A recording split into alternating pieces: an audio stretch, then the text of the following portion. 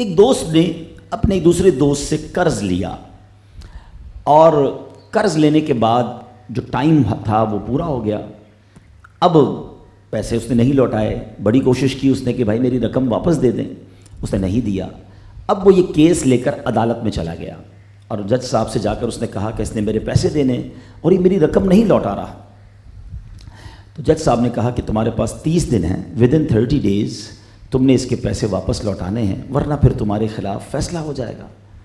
تو وہ شخص گھر گیا، اب اس کے پاس پیسے ایکچولی تھے نہیں، 3000 دینار اسے دینے تھے، مگر اس کے پاس پیسے تھے نہیں، کاروبار تباہ ہو گیا تھا، مقروض تھا۔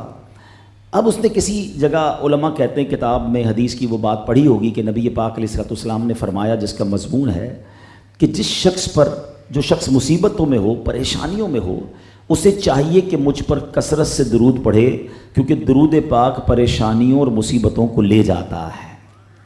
اب اس نے کیا کیا، اس نے صبح سے لے کر شام تک درود پاک پڑھنا شروع کر دیے۔ 1 دن، 2 دن، 3 دن، 27 دن ہو گئے، وہ درود پڑھتا رہا اور انتظار کرتا رہا۔ پیسے تو تھے نہیں، 30ویں دن عدالت میں پیش ہونا تھا۔ 27 دن گزر گئے، 28ویں رات آ گئی۔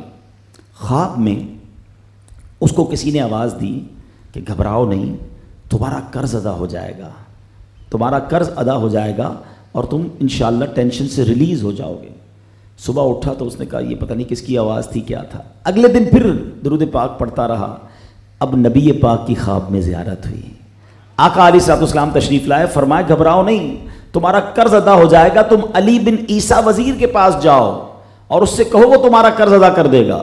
اب جب صبح اٹھا تو بہت خوش کہ نبی پاک کی زیارت مجھے ہو گئی، لیکن پھر خیال آیا کہ میں اگر وزیر صاحب کے پاس گیا اور انہوں نے مجھ سے کوئی ایویڈنس مانگ لیا، کوئی پروف مانگا، کہ میں کیسے مان لوں تمہیں نبی پاک نے بھیجا ہے، تو اس بات پر تو میرے پاس کوئی دلیل نہیں ہے۔ اب 30ویں رات آ گئی، آخری رات ہے، صبح عدالت میں جانا ہے۔ درود پاک پڑھتے پڑھتے سو گیا۔ سرور کائنات علیہ الصلوۃ والسلام نے خواب میں پھر کرم فرمایا علی بن عیسیٰ وزیر کے پاس جاؤ، وہ تمہارا قرض ادا کر دے گا۔ کہ حضور میں چلا تو جاتا، مگر اگر وہ مجھ سے یہ کوئی پروف مانگتا، کوئی ایویڈنس مانگتا تو میں کیا جواب دیتا۔